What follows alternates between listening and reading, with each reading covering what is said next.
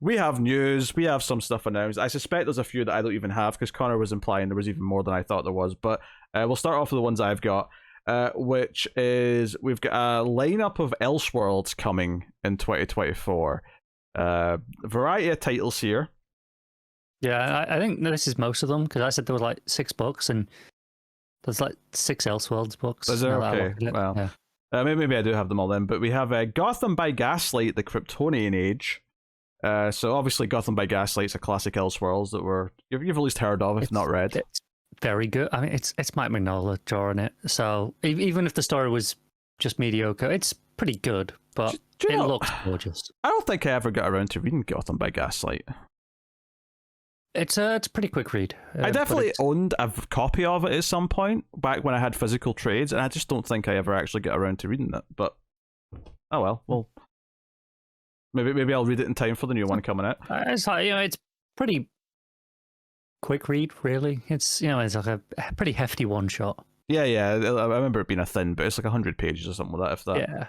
Yeah. Andy Diggle and Leonardo Fernandez are doing a 12-issue sequel to the 1989 one shot. So this is going to be much bigger than the original. Yeah. So, it's a lot to live up to art-wise as well. Yeah. So so 19th century Justice League is what they're doing here. So this is the sort of taking the idea and branching out to more characters. As they unite against the greatest threat the world has ever known, they will learn their world's secret Kryptonian history. Not sure about that, but okay, fair enough. Definitely out of left field, I'll give it that. Then we have Batman the Barbarian. So this is Greg Smallwood both writing and doing the art. Gorgeous front cover, as expected. He, of course, the last we saw him really was on Tom King's Human Target book. So I am delighted for more Smallwood. I have no idea what he's like as a writer, but we'll find out, I guess. So this is a 6-issue miniseries described as a brutal and remarkable retelling of Batman's origins set against a rugged medieval Earth. So I know we don't like the words Batman origin all that much because we're sick to death of it, but Connor's went mute. That's fun. I'll go to the next book because he's taking too long, dude. This is shambles. This is. Next up, we got Dark Knights of Steel All Winter, which is a 6-issue fantasy series by Jay Kristoff and Tirso Cons. I might be mispronouncing that. It is inspired by Norse mythology and it's set in the same world as Tom Taylor's Dark Knights of Steel, which, given the title, that's not a surprise. Interesting, we're getting a spin-off to that, with another creative team on it, no less. The legendary assassin Deathstroke stalks a frozen wasteland, killing for coin among the nation of ever-warring Jarls. Fair enough. But when our murderer for hire finds himself cast in the role of reluctant guardian, will he fight to the end, the icy curse destroying his land, or be consumed by the sins of his own dark past? Any thoughts on this one? Sold. Of course you are. Sold. I mean, honestly, Jay Kristoff did one of the stories in... It was something to do with the Dark Knights of Steel. I don't know if it was like a one-shot or something in the middle. Oh, there was a kind of anthology one-shot in the middle, you're right, yeah. Yeah, he did something in one of those. I don't remember if I liked any of those, and if I did, which ones. So... Yeah. Jay Kristoff is known for being a pretty typical fantasy author anyway. Not so much as a comic book writer. So, but... Yeah, well, remains to be seen how I feel about this. The cover, which does look quite nice art-wise, is just a Viking who just happens to have a helmet that's half blue and orange. that's your Deathstroke outfit for this. He's still only got the one eye, at least. True. But the rest of it's just Viking. Viking Deathstroke. I'm there. Yeah, that was enough for me. Then we have Green Lantern Dark, which is Tate Brombal and Weatherdell Adira. Reimagines the sci-fi series as a dark fantasy saga set in a post-apocalyptic Earth. So it's Green Lantern, but it's fantasy, but it's post-apocalyptic Earth, which is also still kind of sci-fi, but different sci-fi. Battle between good and evil ended long ago, and now darkness prevails as humanity struggles to survive on a corrupted planet. Only one hero remains, the one who wields the green flame and can return light to a dark world, the Green Lantern. but she's missing. She's been missing for years, and on the isolated island of New England, the horrors only get worse by the night. So we have a female Green Lantern in this dark fantasy version. Honestly, the creative team has me sold alone. I don't know these names. Who are these people? So Dave Bromball's been writing with Tynan lately. He's been working on some of his like creator-owned stuff. Okay. You know, like Tynan's been starting his own like imprint essentially. He's been doing the oddly pedestrian life of, I can't remember the name, Christopher something or other. Yeah, my thing with this like set of books, and we got some more to go still. But when I first glanced at this yesterday, I was like, okay, some of this sounds kind of intriguing, but like after the first couple of books, I was like, I don't recognize any of these names, so I have no idea if I should be excited or not. I mean, so far I know at least one half of all of the teams. Well, that's good. I mean, that's at least, obviously, like last time, Jay Kristoff, it's more as a novelist as opposed to a comic writer, but at least I'm familiar. This here, and Werther Adira does the art for Something's Killing the Children. Yes. For this book here. Is their father Willer's original? That was terrible. That was awful. One of the worst jokes you've ever made. I can't be stopped. I cannot be stopped. All right. We got Batman Nightfire. What's this? He's pretty mean in that cover there. This is a 6-issue Batman Nightfire written and drawn by the twin brother team of Seth and Clayman. Well, I know Clayman's art. Obviously, yeah, we're all familiar with Clayman. But Seth Man. What a name? Seth Man. It's just Seth Man. It's described as a mind-expanding mystery, beautifully counterbalanced with explosive action that sees Bruce Wayne travel to the past to fix a devastating tragedy. But what secrets does Batman hold so tight that he would watch Gotham be reduced to ashes? What truths are exposed when there is nowhere left to hide? Given that almost all Batman stories are about how he will stop at nothing, nothing's worth letting Gotham fall. Telling me there's a story here that something's worth it to him to let Gotham die is a bold move, and we'll see how it plays out for them, Cotton. I think there's a little bit where he gets an extra bit of slack compared to most, just by nature of it being an Elseworlds. Sure. Yeah. And I don't know. Maybe Seth Man is a good, solid writer. We'll find out. But at the very least, it'll probably look good because Clayman, he's a pretty great artist. Yeah, we've seen that for years at this point. Yep. Next up, we got DC versus Vampires World War V, 12 issues by Matthew Rosenberg and Otto Schmidt, which is the team from the original book. However, the caveat here is that it's the team barring Tynan who worked on the first half of it, and then noticeably the quality dipped heavily in the second half, which I don't think I finished the book. I think I might have one issue left. I mean, I don't. Maybe I was so checked out by the end. There's a chance that maybe this will be good because it's something Rosenberg's developed from scratch. This is something that he's worked on from the start, as opposed to just working on a plan. Yeah. That maybe it'll work better than his half did. And I say his half. I think he still scripted the first half, but he did. Yeah. It seemed like once he got to the second half, it didn't feel like it had much of a direction. Or it was drawing. It was like stretching out one simple thing over 6 issues, and the second half really suffered because I really liked the first half of the book. So, I mean, it's interesting. We're getting a couple of sequels to Elseworlds we had in the last year or two. And interestingly, like retroactively making them officially Elseworlds. I assume they'll have that banner on reprints of like trades. Oh yeah, possibly. I mean, yeah, really that they were Elseworlds. They just weren't like they haven't. We always referred to them as Elseworlds. Yeah, they just weren't named that officially for a good while now. But it's clearly they're deciding to embrace that again. That had in under Black Level, like the Wonder Woman Dead Earth, was it called? Clearly an Elseworlds, right? You can print that and slap an Elseworlds label on it and no one's going to bat an eye. But I don't think it actually had that tag on it. Yeah. Which is interesting because Black Label presumably will still be a thing that's going forward, but I wonder if they'll still... Are they going to like brand it both ways for some of these books if they happen to also be... because the Smallwood book, I'm looking at that and I'm like, that looks like it could be a Black Label book, but... Yeah, I think they might have to start using the Black Label stuff as essentially the Vertigo branding. Obviously now they haven't got Vertigo. And then use Elseworlds as a bit more directly for this, just to give them some differentiation between the two styles of book. It could also just be, though, that Black Label's been replaced by Elseworlds as a brand name. It could entirely be that.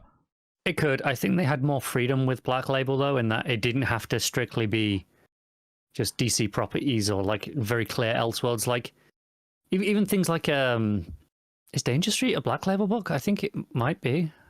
Yeah, but those are still DC characters, though. Right, but that doesn't feel like it's not necessarily an Elseworlds. There's no like, oh, but imagine if what the spin on it, right? I think an Elseworlds. I think it is just because there's characters in it who are dying that aren't dead in the DCU and so on. Fair. So I think it is out of continuity in that sense. Yeah, I think I'm drawing a strong distinction in my brain between out of continuity stories and Elseworlds, whereas Elseworlds have a specific angle of, but what if, like Dan, I still what if it was set in, fantasy times? And, no, I get the distinction there, but you said Vertigo, and that makes me think of like non-superhero stuff, whereas pretty much all of Black Label has all been established characters. It's all, it's a Swamp Thing book, it's a Wonder Woman book, it's a Batman book, it's all been that. You just mentioned Swamp Thing, that wasn't Vertigo for years. Oh yeah, it was. I know it was back in the day, but Swamp Thing's been DC for a bad decade. Yeah, for quite some time now. That said, though, I don't know if these Elseworlds are going to be, for mature audiences like the Black Label books are. Maybe there's still going to be like a room for, we want to have a violent Batman story, so that still goes into Black Label. But this stuff goes into because DC versus Vampires and Dark Knights of Steel, they weren't Black Label books. They were just miniseries. They were just comics. Elseworlds. They were just Elseworlds. So yeah. I guess what I'm saying is that I don't remember the last Black Label book that was announced. It probably wasn't that long ago, but I don't feel like there's like a big string of them ready to come out. I don't know if there's like a line of them that I can think of coming up. There's a Jason Aaron one coming up, right? Jason Aaron Batman thing. That's true. And I guess technically the rest of that Mark Waid Superman one is going to still coming because because we talked about that last time, but how it was the first issue was published far too early. Yeah. All right, well, okay. I'm just interested. I'm theorizing about how they're going to juggle these two lines and if they're going to actually support both of them concurrently, or if one of them's maybe going to slowly go. Like all the stuff that's been announced will happen, but is there going to be more beyond that because Elseworlds now exists, or are they going to try and do a bit of both? Just sorry, I'm going to interrupt slightly with a breaking news of a new book announced. From DC, a DC book announced at Comic-Con just now. This is why they didn't publish solicits this week. Presumably, yes. Yeah. A John Constantine Hellblazer. Oh, I don't care. I thought this was going to be something I cared about. I thought it was going to be something I gave a shit about. The way you interrupted and sort of paused and went, I didn't interrupt this. This is going to be a new big book. And you hit me with Constantine. There's a reason. New DC Black Label series. I mean, fair enough. That answers that question. Yes, but I was excited there for us. I thought you were going to hit me with they've got this great creative team on this character that we've all been wanting to come back. I was thinking the big new ongoing series, and you hit the first words out your mouth was Hellblazer Constantine, and I'm like, know your audience, Connor. Know your goddamn audience. Hey, I do know the audience. The audience of this show love Hellblazer. All of them, every single one of them is a huge fan. Like, I'm sure some of them do, okay? Some of them are freaks like you. I know that's the case. But you say these things to Tim next time you're recording with him and see how he takes it. Oh, Tim knows how I feel. It's Cy Spurrier and Aaron Campbell, writing and drawing, and they did the last Constantine book as well. They're the last Hellblazer book, and this is a return series, and they're going, stuff in America.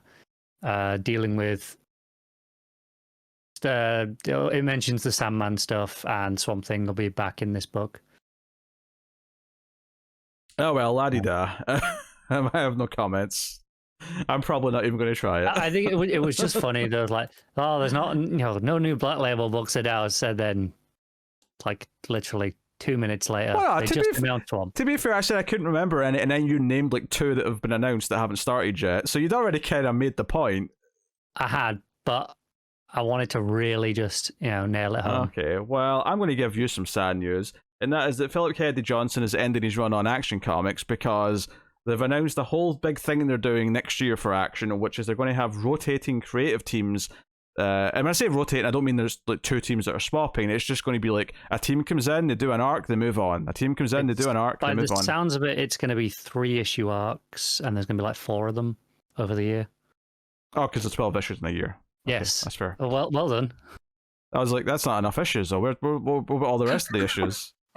It doesn't double ship anymore. Yeah, well, that was my. That was yeah. I was tripping up. I was like, but there's so much more issues than that. Wow, that's not enough. God damn it. Yes, well, we don't know what all of them are going to be, but we know the first 2. Yes. The first one is going to be. Is it Jason Aaron's doing the first one? It is, yes. Which is interesting, you know. It's a Bizarro story, 1061 to 1063, which is Jason Aaron and John Timms on that. And then, I mean, that's interesting because Jason Aaron's obviously they've announced the Black Label book. It's kind of a big get that he's doing DC, mainstream work now. Like I said, the last time he worked with them at all would be, that from my memory, would be Scalped with Vertigo, right? Yeah, and that's basically, I mean, I'm sure he maybe did a couple of backups or something, but that was basically all he did. Like, that was the only, he didn't do any runs on big characters or anything back then. It never happened. So the fact that he's coming over to do arcs and miniseries and stuff. He's been so steeped in Marvel for a couple of decades at this point. Obviously he's had his Punisher stuff, his X-Men stuff with Wolverine, and then obviously his Thor stuff, and what's he just been doing? He did Avengers. He did like 50 issues on Avengers. Yeah, but he did more than that. But yeah, it's so it's kind of a big get to have him. It's only one arc, but he's also doing that Black Label book, so it's kind of, at this point, I'm kind of expecting them to announce something else with them, maybe even this weekend. Possibly, yeah. It wouldn't surprise me if he gets an ongoing this weekend. I don't know what it would be, but it wouldn't surprise me. And then the second arc we know of is actually Joshua Williamson, who's doing a crossover arc with his Superman book. So that's really unexciting because it's just the Superman writer coming over and getting 3 extra issues. And a book that we've not been loving, shall we say. I mean, the last few have been a bit better than the, I hate how, and they previewed Superman issue 10, I think it was. And they're doing like a Wild West thing, and it's like Superman dressed up like he's in a Western, and it's Bruno Redondo on art, and I'm like, oh, that sounds good. But Williamson, he'll screw it up somehow. It's a little bit annoying because it's taking Redondo away from Nightwing. Yeah, the last couple of issues have been mostly fine. I've not loved everything in them, but they definitely haven't pissed me off or anything like that. So, but either way, this is not exciting. This is not I'm sad enough to be losing Johnson's run on Action and realizing that we only have a few more issues left of it. When I thought, oh, maybe there'll be a whole. He has said he's continuing to write Superman, so there's some announcements due, I'm sure. Probably is, yeah. Maybe they'll. I don't know. Did you see his little Twitter thread on what he said? I did not. Fill me in. He confirmed that the December annual will be his final issue. So we've got, have we had October's issue of Action yet? No. So we got 3 plus the annual. 3 plus the annual left. Yeah. And then he basically said, he's not even done writing Superman. Warworld Saga, it's all leading to something bigger than just one character, one series, or even one writer. If you want to know where Krillux took Mongol or his plans for the United Planets, or if you want to know about the other 6 god aspects, or Olgrun, if you want to see the House of El again, the story behind Pyros and the Red King, and how Clark hopes to redeem him, keep reading, starting with Green Lantern War Journal, currently in stores, which implies that there's definitely some more books to be announced following. Possibly a few threads there. Possibly an ongoing or a mini-series leading to an event, or just straight up just an event. I could see them just announcing a Superman centered event that's going to happen over the spring, and he's the one spearheading it. Because it's so weird for him to be.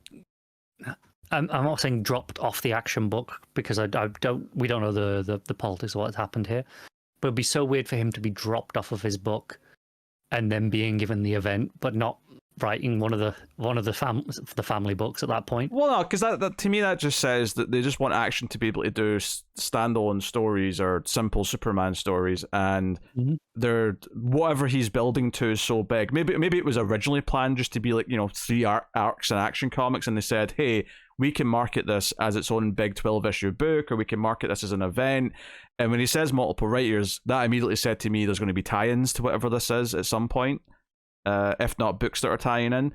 So that's, I mean, as long as he's getting to continue and finish his story, the fact that it's not going to be called Action Comics is irrelevant, really. I mean, my OCD brain's like, oh, I like when things are neat, and it's just, Action Comics issue this to issue that. But ultimately, it's not that big a deal. It feeds into that whole meme of the where'd you start reading the comics versus where'd you start reading the manga, right? Yeah, I've never asked anyone where they started reading the manga, though. I know, but you've seen the meme, right? I mean, I've seen the meme, yes. Yeah, where'd you start reading the comic? Here's this list, and it's all this convoluted. Like, which version of Batman do you want to read? And like, where'd you start reading the manga? Issue 1. Here you go. This definitely doesn't help when they do stuff like this. Where'd you start reading the comics? Issue 1074. Where'd you start reading the manga? At the bottom of the ocean, dying, because that's where they all belong, you filthy manga readers. You're missing out. You're missing out on some great stories. I mean, it's interesting just to see what they do with this. Like, I mean, if anything, this could actually be seen not as a negative, but like a promotion of whatever he was going to do. Like, they might see the potential in it, and they're giving him a bigger stage by saying, "Hey, you get to have a new book that's maybe just called Superman : Warworld Saga or something, or whatever they want to call this big final arc that's going to wrap it all up." If it is just one arc, maybe it's multiple. Maybe he's going to get an ongoing book that does build up to an event series. I don't know, but either way, all of that sounds good. If whatever's going to happen, I'm definitely happy to hear that though, because I was bummed when I heard that he wasn't going to be on Action anymore, and I thought that was just it. So I'm happy that he's at least teasing. It's just pivoting to another title, which is fine. It does sound like that, yeah. Like, he's definitely picking up his threads somewhere. Obviously, we'll wait after to see exactly where, but yeah, as long as they're continuing somewhere, it's all right. I'm sure he's tying some things into like Green Lantern War Journal and whatnot, but I don't expect that's going to be the main stage for it. So it'll definitely be another book. I can see the stuff with like the Warworld side of it, like although what happened with the Mongol, that could definitely fill in with that cosmic side with War Journal. Yeah. It could be a case of it's so much bigger in scope, it can't just be a Superman book anymore, so that's why it's not Action, and now it's going to be not Justice League, but it'll just be called Warworld Saga or something, and it'll be Superman headed, but there'll be a lot of other characters in it as well. Yeah, very possibly. He also mentioned there'll be more writers, so that could lend credence to the idea of an event. Maybe that's what made me think of it. I was thinking tie-ins. With Johnson on the main story, but everyone pitching in for all the other bits and pieces. Because he's got me so invested though in what happened in the Warworld saga, and like Clark having these kids now and all this going on with Mongol. This is easily the most interested I will have been in an event, if it is an event, in quite some time, because I already care about it. I already care because this reminds me a lot more of something like Blackest Night, where this is the culmination of the story that's been in the ongoing, so I'm naturally a lot more into it, as opposed to just we announced an event for 3 months time and we're just going to quickly set it up. It's kind of crazy how it felt like we went like 6-7 years at DC with just like the one major event, and now it feels like we have 3 a year. Yeah, it's just a comic book. I mean, Marvel never stopped. It's just... No, they didn't. But we had, like, throughout the entirety of the New 52, the only real event outside of the dodgy Convergence nonsense was Forever Evil, right? Mm-hmm. And then now, and I'm not saying Forever Evil was amazing. It was pretty good, to be fair. Like, honestly, it was probably the most I enjoyed reading anything in the New 52 was that portion. Yeah, and obviously they had quite a few crossovers, like fairly self-contained crossovers during the New 52, or at least restrained to their effective areas. The little families that they used to separate the books into. But big, massive events, they were pretty rare, and now it just It feels like there's always an event going on now. Yeah, actually, to compare this to specifically a Superman thing, and I hope this turns out better, because the build to New Krypton was great, and then Johns just kind of wasn't involved after the big one shot that started it all off. So hopefully this can be what that wasn't, which is no, the writer spearheading it is the one who's there, telling the end of the story for the rest of the whole thing. So hopefully, yeah. But anyway, so. Yeah, anyway, they're calling this Superman Superstars, is the idea that they're bringing in these superstar writers, which... Yeah, Jason Aaron, yeah, sure, but Williamson? Superstars? He's writing your other Superman book already. Yeah, it just isn't that exciting. Like, there's nothing exciting about bringing in the writer who's on the other book over. Just double ship Superman for a few months. Yeah. Give us someone more interesting. Doesn't matter who. Let Mark Waid do an arc. It doesn't. It's not even about whether or not it's someone that I'm excited for. It's more just, like I say, you can easily just double ship Superman for a couple of months, and we know they're willing to do that because we've just seen them do it with Detective right now for Ram V. Just to, hey, we'll double ship for a couple of months. It'll be cool. They don't have a problem with it conceptually. So this just feels like a bit. It's just a bit boring, really, isn't it? When we could have literally any other writer. Yeah, it's just a bit dull. Hopefully, if I could ask for something, I'd like a Supergirl book, especially if maybe that one-shot Tamaki's doing might lead to an ongoing. I would not be upset at an announcement of that. Yeah. This weekend, DC, please. Thank you.